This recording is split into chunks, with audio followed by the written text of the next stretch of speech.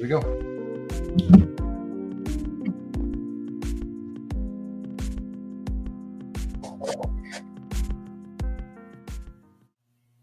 Hello and welcome to Journey Intelligence Weekly, your briefing on the latest news and trends in AI. I'm Jordan Roberts, here with Mark Pizzoli. We're both with Journey Alliance, the proud sponsors of this series. Thank you for joining us. And before we get started, we would like this to be interactive. So if you have any questions or comments, please feel free to drop them in the comments and we'll incorporate them as we go along. And if at any point you're curious about how AI could be applied to your role at work, you can scan the QR code there in the corner and it will take you to our webpage where you can learn more about our AI training. Mark is so graciously displaying it. And with that said, we're going to jump into some of the latest news this week. So we'll start with you, Mark. What are some topics you've seen? Yeah, so this week, something interesting happened. An autonomous AI agent poured over thousands of lines of code in the core of the Linux operating system in what's called the kernel. And it found a flaw, something no one had ever identified before. No person, no machine.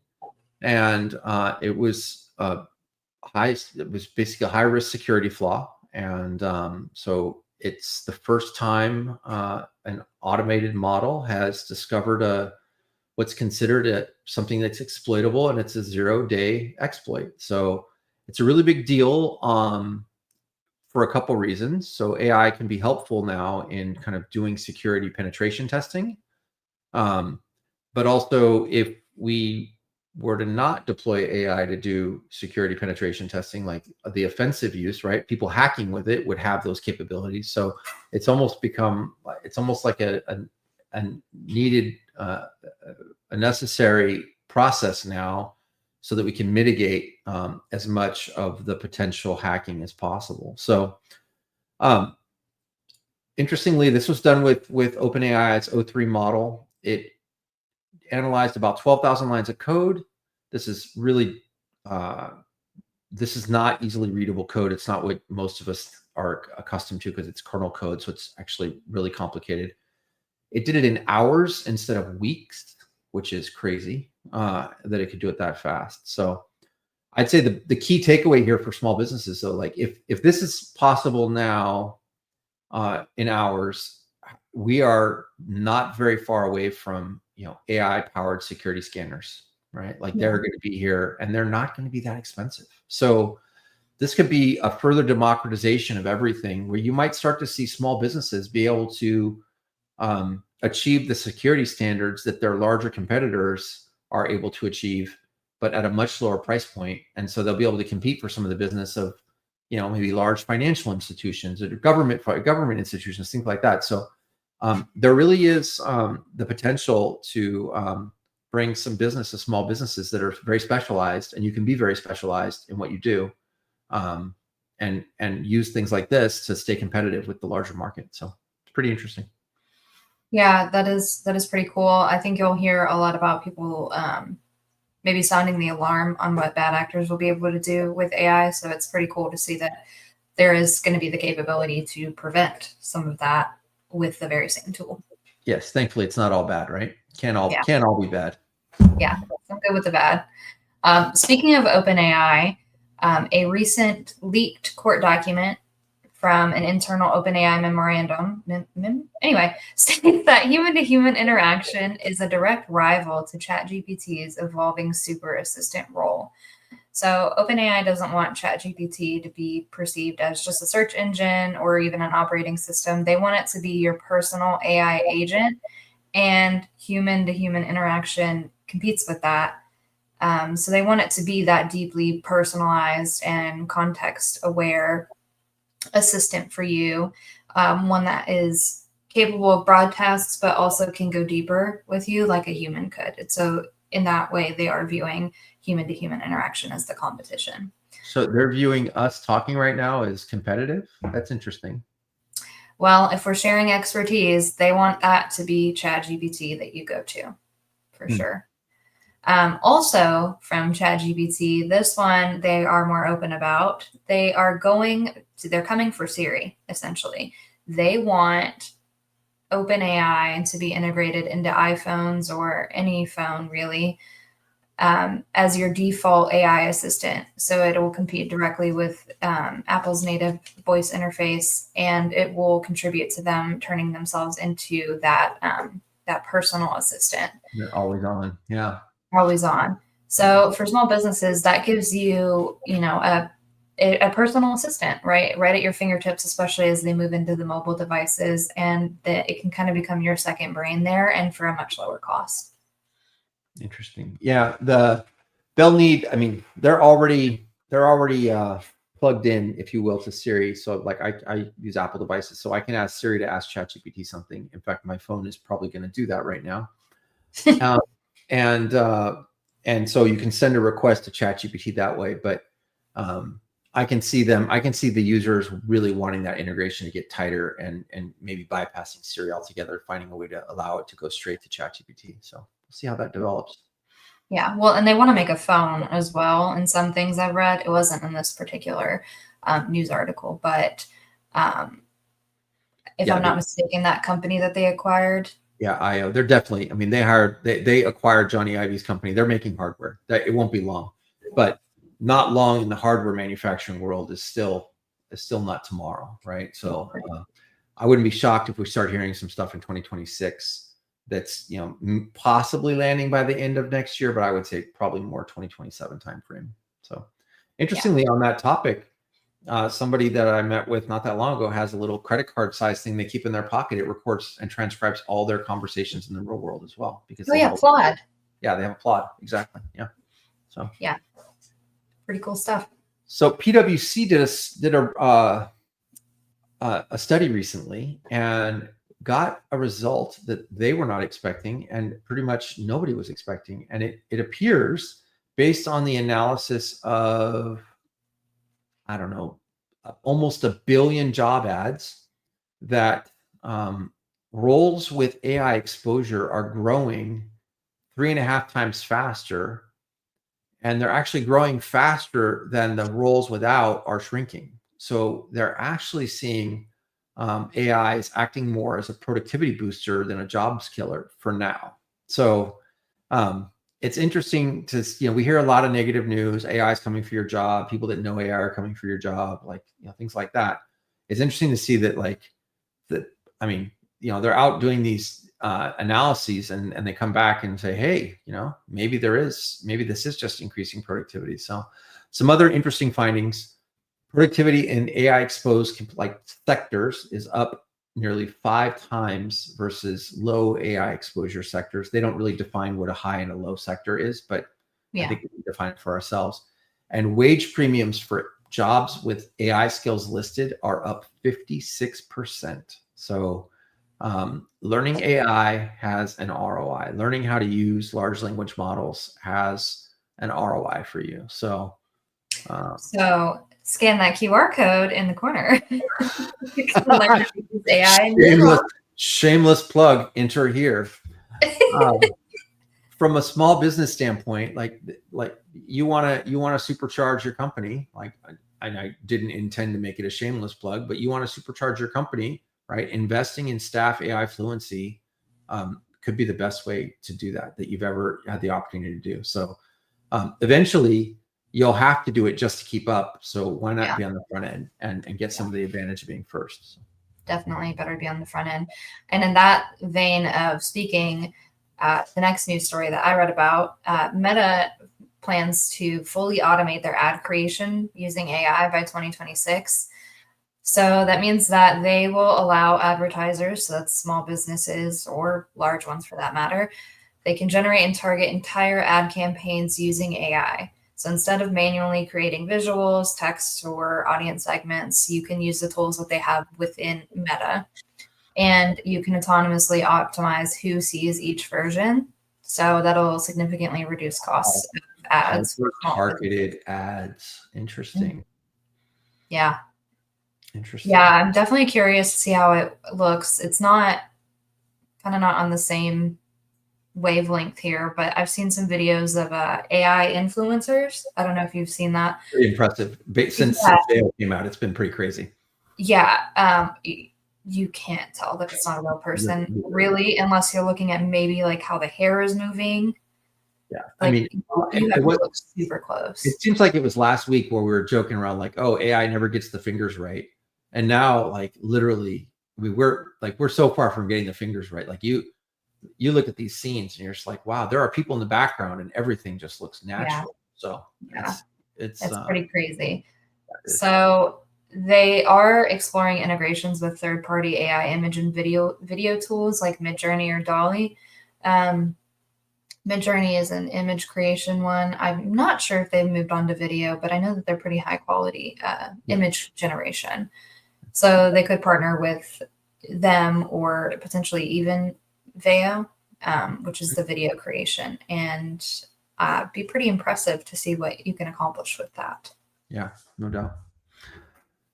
On the same topic of automation, Japanese company Sakana AI and UBC debuted a new architecture that it's a new computer architecture that has the capability of rewriting its own code whenever it can mathematically prove that the rewrite will boost performance.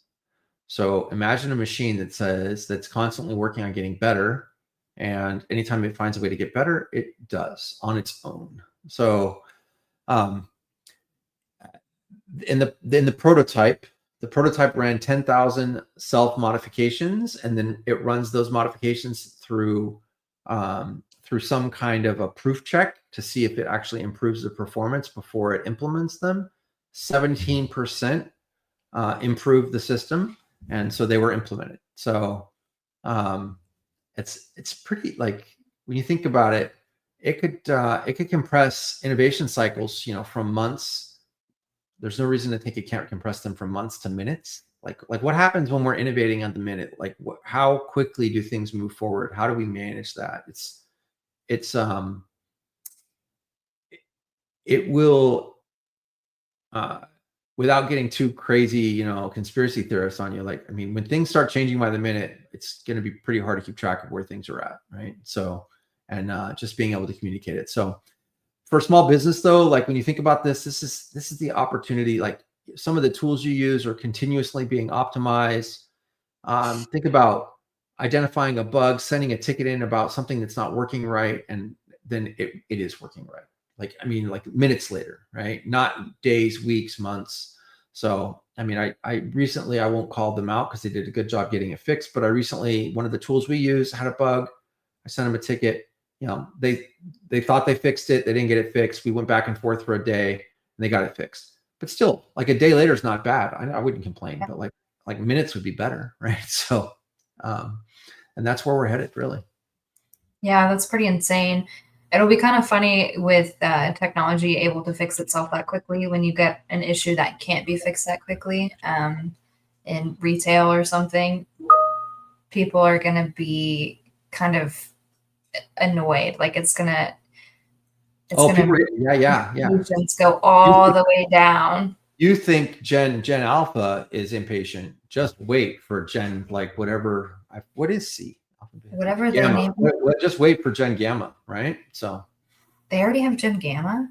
No, it'll be next. That's my point. Oh. Okay. I was like, no, what? Gen Alpha's still here.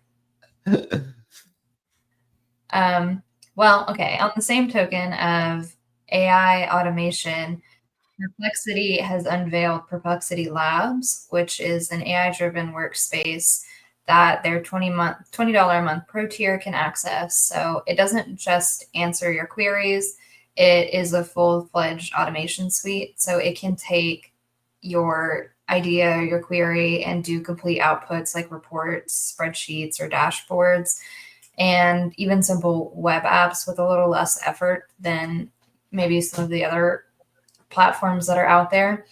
So Perplexity has typically been search focused. That's the one you go to if you want to research something, figure out what furniture will work best from IKEA for you, that kind of thing. This is putting them into the productivity tools arena and makes them a real competitor for ChatGPT and Gemini.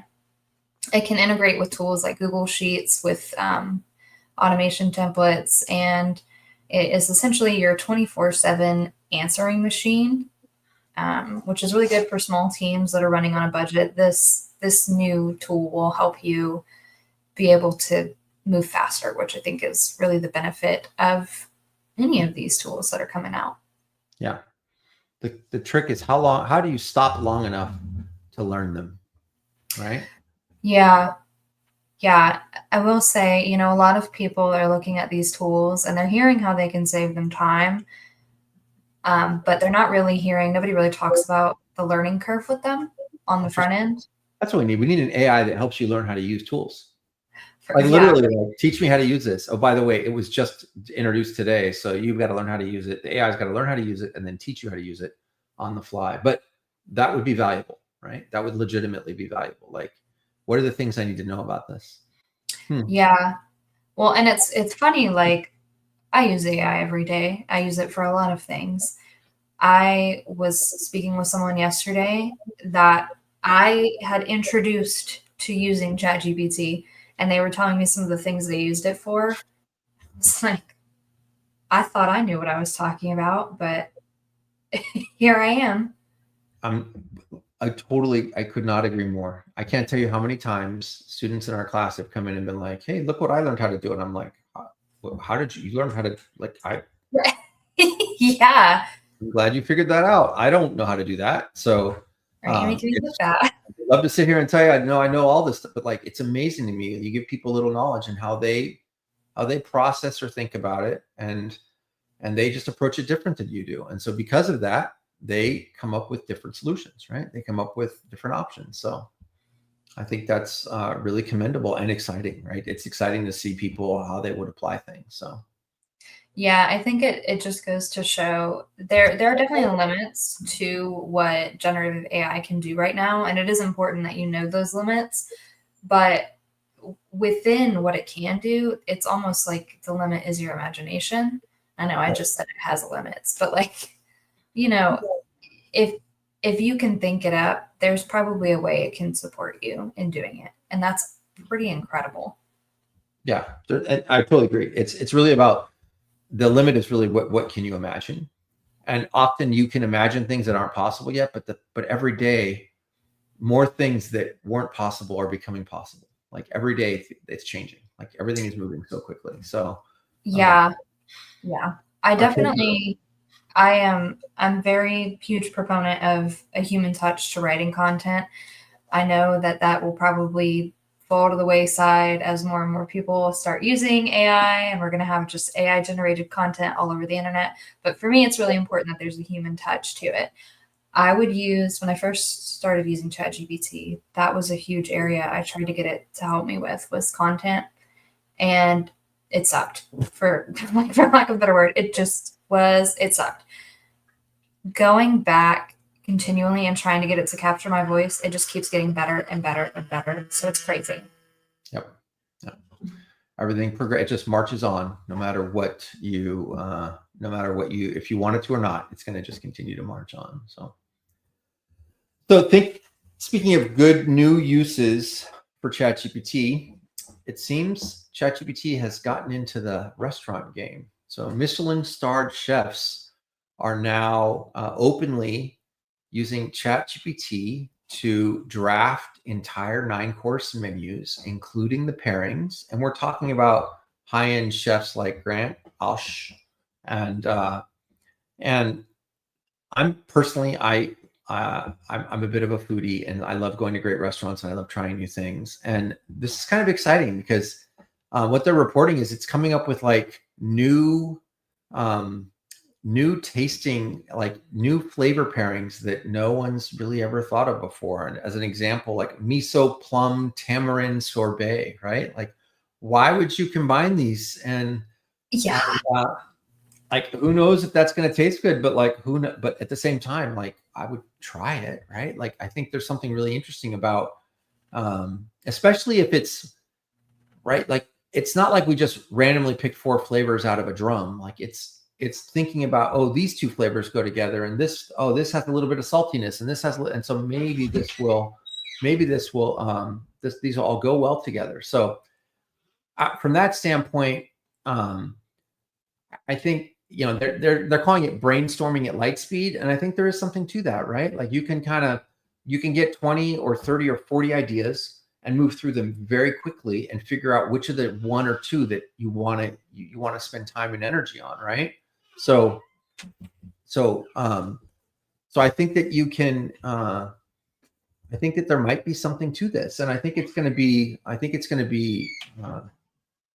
it'll be across a lot of creatives, right? And chefs are creatives as well. So it does bring up an interesting question, like who owns an AI generated recipe? Like who owns that IP, right? We've talked about it. Technically, ChatGPT says anything that you create in ChatGPT is your IP. They knew that was going to be a big deal out of the gate. Yeah. But like over the longer run, like it'll be interesting to see how this plays out. So from a small business sense, think about what your local restaurants will be able to do, right? Instead of just having to have the same menu all the time, right? They'll be able to pilot seasonal specials, right? They can try out different things. They can use the same technology. It's accessible to everyone. And so like they might be able to come up with like new dishes and things like that without this huge R&D kind of overhead. And so I think, you know, a lot of this stuff, it really will be good for small business in the end, especially because you already can right? You already know that you can outmaneuver your larger competitors because you're small. Yeah. So now if you can use AI to also be as knowledgeable, right? Then now you can move faster and move with as much, move with as much knowledge. Maybe you go into this place where like business gets niched down and gets into this like hyper specialized, but small businesses really do really, really well compared to their larger counterparts because of their ability to move and because of their ability to adapt. So yeah, I think, you know, in the case of companies that aren't small restaurants, you know, it's not a menu, it's a new service line or right. new training, something that you can offer, that you can brainstorm up with it. And hopefully it doesn't sound as bad as miso tamarind sorbet. Don't forget the plum. Oh, plum. I knew there was something else in there. Yeah. But I have to share something on a personal note. Because I saw this news story. I thought it was so funny. And then I realized earlier this week, I was arranging a caterer for an offsite that we're running for a client.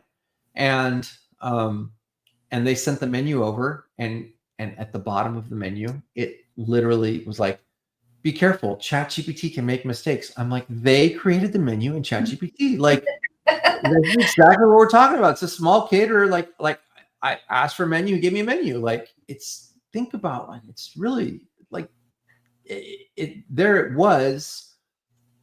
I don't know. It's funny to read something in the news and then like see it without thinking about it, just see it in real life at the same time. So yeah, definitely like two lessons there. One, if you're copying and pasting, you better make sure that you did not copy and paste. Pay attention to what you're copy pasting.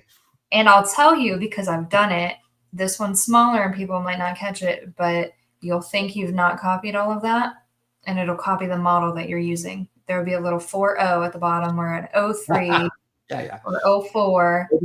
Or there's a link that didn't get formatted right. That's a citing, it's a little citation within the copy paste. Oh yeah, definitely. No well, that too. And if someone clicks the links and they work, it'll have a tracker in it that says it came from ChatGPT. Yep. So you've got to go to that link, delete that, and then put it in there if you don't want to get caught using ChatGPT. Pro tip. So speaking of tips, so we want to start throwing in some tips, and we get questions from viewers all the time, and they are looking for like, hey, how can I use generative AI better? And I just want to offer some things that are like super easy to use, but simultaneously really can up your game. And one of the simple ones is asking ChatGPT. I'm always going to say ChatGPT, probably asking an LLM how it can help you. I would use something in the format of, I'm trying to, blah, I'm trying to X, I'm struggling with like this one part. How can you help me? And you would think it would come back with one or two options, but if you use that prompt, you likely will get 12 to 20 different ways that it can help you through that. So, and again, it offers you a menu, you make the choice. So I'm trying to do this. I'm struggling with this part of it. How can you help me? Try that prompt and see what you think, and let me know how it works for you.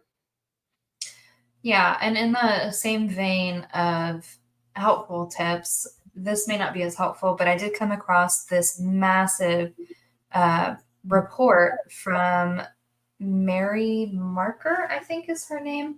Anyway, it's this 340 slide presentation, extensive research done on how AI is, exploding in use cases. One of the examples is that to get 90% users on the internet, that took 20 something years. To get to that same level, it took 3 years with AI. So I will just drop the link in the comments so that everyone can see it. So you take that massive report, drop it over to your local chat GPT and have it summarize it for you. So Yep. Which might over summarize it a bit, but might just a little. But yeah, just wanted to make sure I shared that. So on that note, I think the last funny story of the week. So I go back, I was around during the dot-com bust, and this just feels quite like we're just going right back to it. So a company called Builder AI this week went bankrupt. Just 12 months ago, Builder AI was worth $1.5 billion. They're backed by Microsoft. And their promise was they were going to let anyone order an app just like you order a pizza. Here's the problem. Builder AI was actually 700 engineers offshored in India, taking your AI, you're like, oh, code this requests and coding them by hand, and then saying they were using AI, but they weren't. It looks like from what I'm reading, there was also some accounting fraud as well.